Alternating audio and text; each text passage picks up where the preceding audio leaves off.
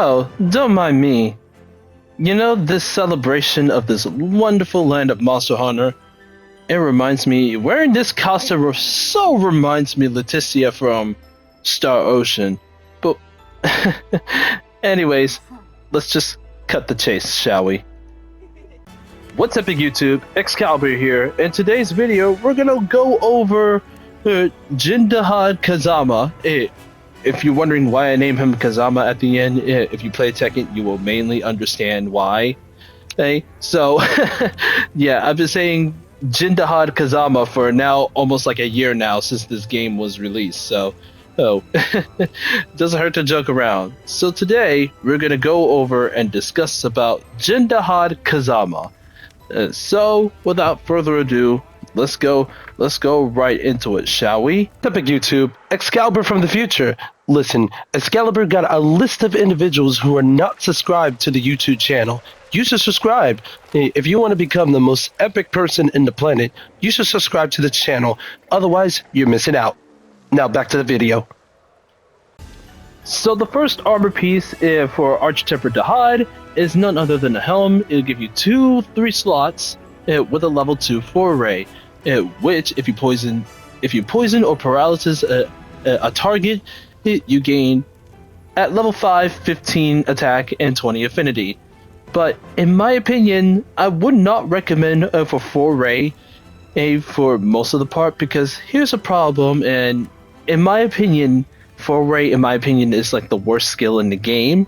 The problem is that without the skill called status trigger, it's really pointless of making use of foray. It becomes a liability. Sure, if you want to talk to me of how I wanted to build foray, I would go for all out on poison duration and then foray, then agitator, and then we're picking up with some poisons. But overall, yes, without status trigger, which is the opposite of adrenaline rush or counterattack, you may say, foray is just, in my opinion, a liability that I would not recommend.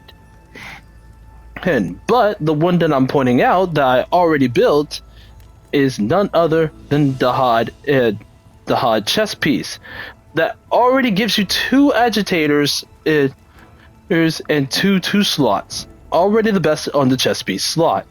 The next up is Coalescence, which give you weakness exploit and Coalescence. This is good when pairing like with Gormagala.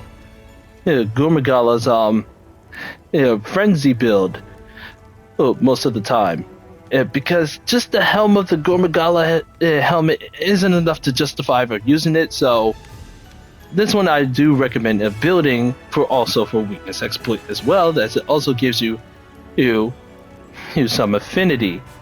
The next up, Agitator is gonna bump it up to a level 3 agitator with blind resistance, and at the price of only having one slot. But guess what? It is worth it because on the build it will explain the most, especially when pairing it with these 2 that already gives you Lord Soul access. Yes, and now last but not least, again, I would not recommend foray until they bring his status trigger back. This one is completely useless. But if you just want to say, hey, I don't care, I just want to build foray my way, go right ahead. Dahaad foray and Dahaad foray and weakness exploit foray. That's on you. But to me, it's absolutely useless, because on today's build, I would like to show you an example of, well, pretty much my non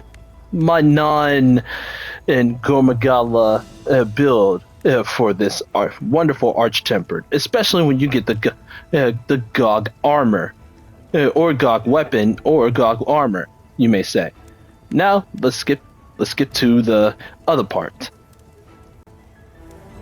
Now there's plenty of flexibility for most of the time, but for most of the time, let's make a recap. That Dahaad's Revolt. Increase attack after recovering from whip status, frostbite, or being pinned, or a power clash. You starting to get the picture?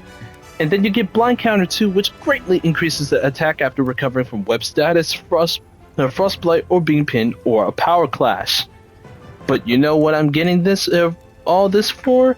That's right, we're using Doshagama's Might, which temporarily grants 10 plus attack after successfully power clash or offset attack.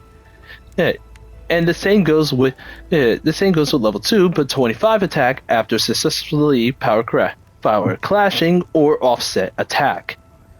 But if you really... Now, I don't have a good role with the blast weapons, other than that, but if there's one armor I would pick, it's definitely, yes, Gormagala, if you really cared about Affinity that much. That much, to be honest. But to be honest, I'd rather go for more power, which is Zuwu. Although I don't have a perfect role yet, it like I said, it's going to take a lot.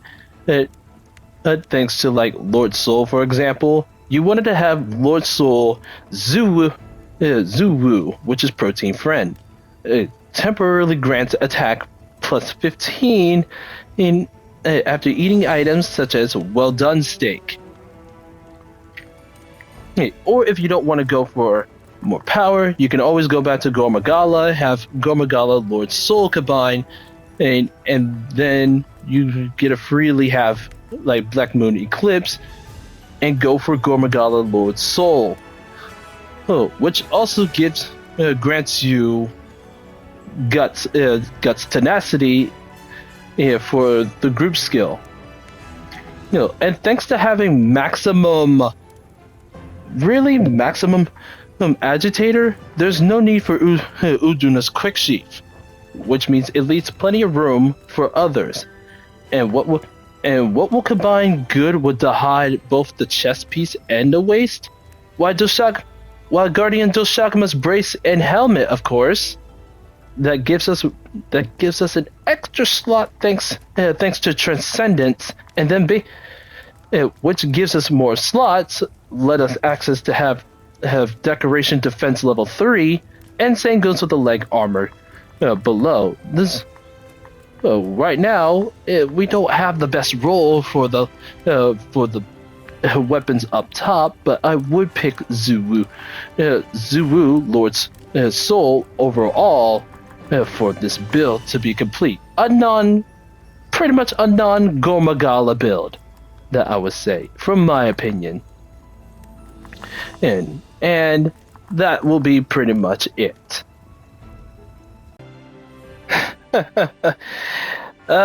Just let me take a drink of the tip of my sea. I like it how the handler over there, or the guider over there for squad members be like, what are you doing sitting there? But either way, hopefully you guys enjoy this video that I make, and be sure you subscribe for this video for more content. Until then, happy Merry Christmas Eve, everyone, or should I say, happy epic Merry Christmas Eve to everyone. And hopefully y'all have a good Christmas Eve and a Christmas Day tomorrow. Thank you, and stay epic, guys.